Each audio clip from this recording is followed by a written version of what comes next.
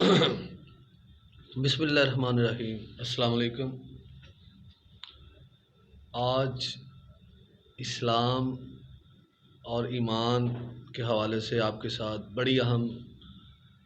بات شیئر کروں گا۔ کیا ہم سمجھتے ہیں، کیا ہم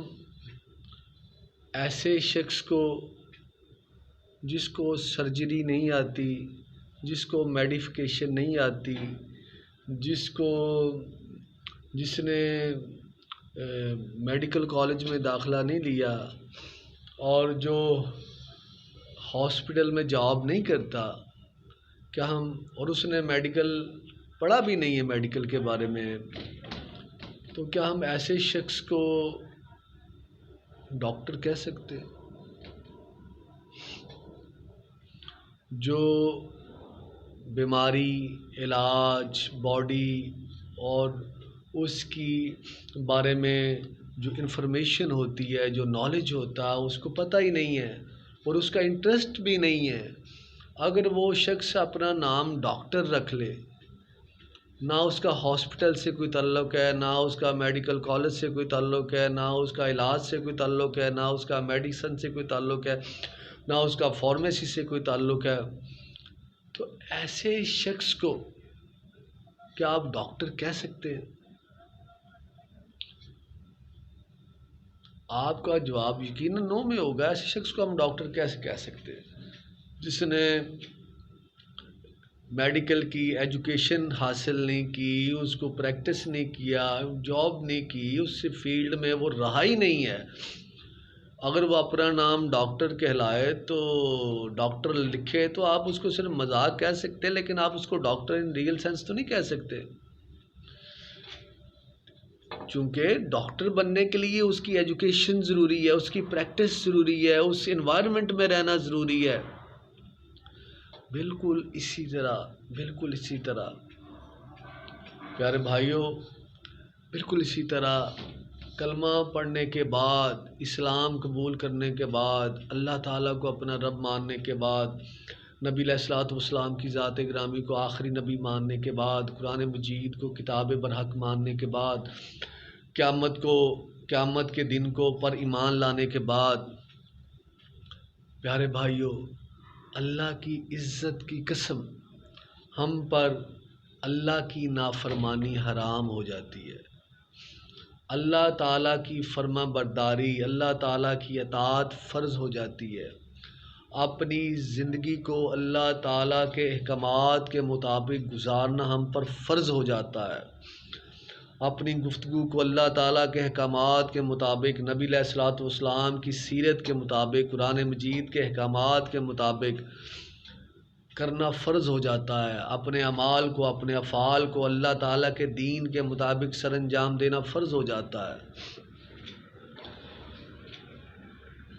اپنی ساری زندگی، خواہ وہ عبادات والی ہو یا معاملات والی ہو، خواہ وہ نماز، روزہ، حج، زکوٰۃ ہو یا معاشرے کے اعمال ہوں، خواہ وہ ہماری گھریلو زندگی ہو، خواہ وہ ہماری تجارتی زندگی ہو، خواہ وہ ہماری سیاست کی زندگی ہو، خواہ وہ ہماری معاشی زندگی ہو، خواہ وہ ہماری عدالتی زندگی ہو، کلمہ پڑھنے کے بعد، اللہ پر ایمان لانے کے بعد، نبی علیہ السلام، قرآن مجید، قیامت پر ایمان لانے کے بعد، اللہ کی عزت کی قسم ہم اللہ کے احکامات پر عمل کرنے کے پابند ہو جاتے ہیں۔ اور اللہ کے احکامات پر ہم عمل کب کر سکتے ہیں، کس صورت کر سکتے ہیں؟ اگر ہمیں اللہ کے احکامات کا پتہ ہی نہیں ہے، اللہ نے کون سی کاموں کو فرض قرار دیا ہے، اللہ نے کن کاموں کو حرام قرار دیا ہے، تو ان حرام کاموں سے ہم کیسے بچیں گے اور ان فرض کاموں کو کیسے ادا کریں گے، ہمیں پتہ ہی نہیں ہے۔ تو شریعت یہاں پہ مجھے اور آپ کو کہتی ہے کہ اللہ نے کن کاموں کو فرض قرار دیا ہے، ان کاموں کا علم حاصل کرنا، ان کے بارے میں جاننا فرض ہے۔ اور اللہ نے کن کن کاموں کو حرام قرار دیا ہے، اللہ تعالیٰ نے کن کن کاموں سے روکا ہے، ان کے بارے میں جاننا فرض ہے۔ قیامت والے دن ہمارا یہ بہانہ نہیں چل سکتا کہ یا اللہ مجھے تو پتہ ہی نہیں تھا آپ کے کون سے فرائض ہیں، یا اللہ مجھے تو پتہ ہی نہیں تھا آپ نے کن باتوں سے روکا ہے۔ جس طرح ہم اپنے بچے کو کاروبار، جاب، سکولنگ سکھاتے ہیں، اس لیے سکھاتے ہیں کہ اگر ہم نے اس کو سکولنگ نہ کی، یہ جاب نہیں ملے گی، یہ کاروبار سکھاتے ہیں، کاروبار نہیں کرے گا تو معاشرے میں سروائیو نہیں کر سکے گا، لوگوں کا محتاج بن جائے گا، اس کی زندگی بیگرز کی طرح گزرے گی، اس کی عزت ختم ہو جائے گی اور اس کی زندگی خطرے میں پڑ جائے گی۔ تو ہم اس کو پریورٹی دیتے ہیں، اس کو اہمیت دیتے ہیں تاکہ یہ پڑھے اور اس کی دنیا کی زندگی میں خطرے میں نہ پڑے، اس کی عزت خطرے میں نہ پڑے، اس کا سکون، اس کی خوشی خطرے میں نہ پڑے۔ تو پیارے بھائیوں، اللہ کی قسم، اللہ کی قسم، دین کو نہ سیکھنے کی وجہ سے ہماری آخرت کی زندگی خطرے میں پڑ جائے گی۔ دین کو نہ پڑھنے کی وجہ سے، اس پر عمل نہ کرنے کی وجہ سے ہماری قبر کی زندگی، ہماری حشر کی زندگی، ہمارے قیامت کی زندگی اور آخرت کی زندگی وہ خطرے میں پڑ جائے گی۔ اگر ہم اس زندگی پر ایمان رکھتے ہیں، اگر ہم سمجھتے ہیں قیامت برحق ہے،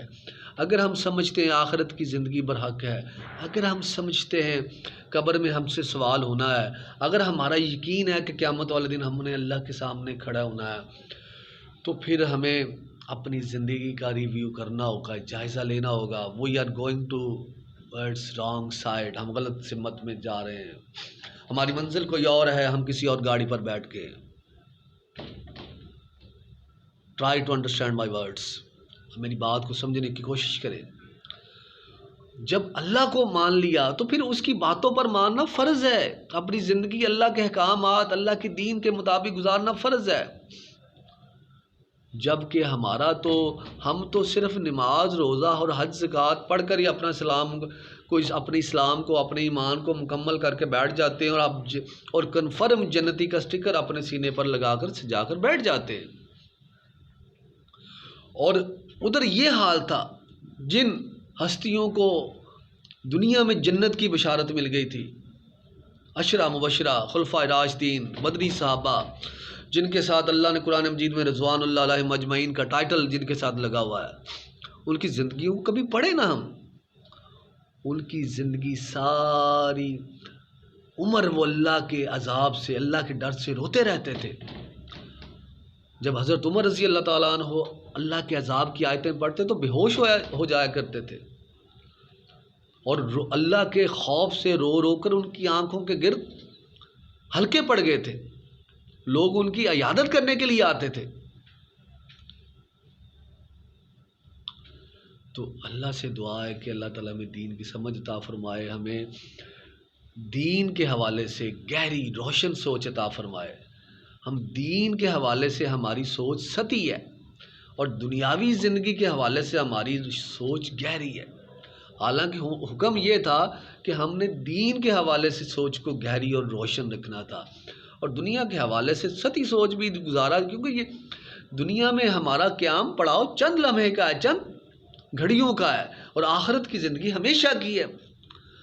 تو یہاں پہ تو گزارا اس کو اگنور کر کے بھی گزارا ہو سکتا تھا، ہماری فرسٹ پریورٹی تو آخرت کی لائف ہونی چاہیے تھی، لیکن ہم نے نفس کی غلامی، شیطان کی غلامی اور دنیا کی رنگینی میں آ کر اللہ نے ہمیں فرمایا تھا کہ فرسٹ پریورٹی، فرسٹ ٹک تم نے آخرت کی زندگی پر لگانا ہے، لیکن ہم نے دنیا کی زندگی کو پہلی ترجیح دے دی، جس سے ہمارے مقاصد بدل گئے، جس سے ہمارے سٹینڈرڈز بدل گئے، جس سے ہماری ویلیوز بدل گئی۔ آج کفار کی ویلیوز میں، آج کفار کے سٹینڈرڈز میں اور آج کفار کے مقاصد میں اور مسلمانوں کے مقاصد میں جو مسلمان کہلاتے ہیں کوئی فرق نظر نہیں آتا، پریکٹیکل لائف میں کوئی فرق نظر نہیں آتا۔ فرق صرف یہ نظر آتا ہے یہ کلمہ پڑھتے ہیں، وہ کلمہ نہیں پڑھتے، یہ اللہ کو رب مانتے وہ نہیں پڑھتے، وہ نہیں مانتے، یہ نبی علیہ السلام کو آخری نبی مانتے وہ نہیں مانتے۔ لیکن جب ہم ان کی زندگیوں کو دیکھتے ہیں، ان کے رہن سہن کو دیکھتے ہیں، ان کے گھروں کو دیکھتے ہیں، ان کی شادیوں کو دیکھتے ہیں، ان کی سیاست کو دیکھتے ہیں، ان کی معیشت کو دیکھتے ہیں، ان کی عدالتوں کو دیکھتے ہیں، انا للہ و انا الیہ راجعون، پیارے بھائیوں کوئی فرق نظر نہیں آتا۔ اور یہ قیامت والے دن اس کا بہت بڑا عذاب ملے گا، اللہ تعالیٰ نے یہ پوچھنا ہے، اللہ تعالیٰ نے قیامت والے دن ہم سے پوچھنا ہے کہ دنیا کی زندگی کیسے گزاری، یہ امتحان ہے، یہ سفر ہے۔ یہ ٹیسٹ لیا جا رہا ہے کہ ہم اپنی دنیا کی زندگی کو اللہ کے حکم کے مطابق گزارتے ہیں یا نہیں، اپنی مرضی سے گزارتے ہیں یا اللہ کے حکم کے مطابق، اللہ کے حکم کے مطابق. یہ ٹیسٹ ہے. اور ہم تو اس کو ٹیسٹ ہی نہیں سمجھ رہے، ہم تو اس کو مزے اور پکنک سمجھ رہے ہیں، ہم تو اس کو ٹیسٹ ہی نہیں مان رہے. قرآن، دین، نبی علیہ السلام، اللہ قرآن مجید میں اس کو ٹیسٹ فرما رہے، امتحان کا یہ ٹیسٹ ہے،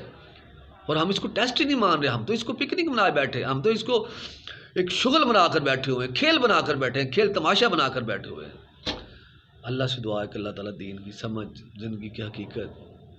اور آخرت کی تیاری کرنے کی توفیق عطا فرمائے. ہمیں، ہمارے والدین اور ہمارے تمام مسلمان بہن بھائیوں کو جنت میں بغیر حساب کے داخل فرما دے. جزاک اللہ. السلام علیکم.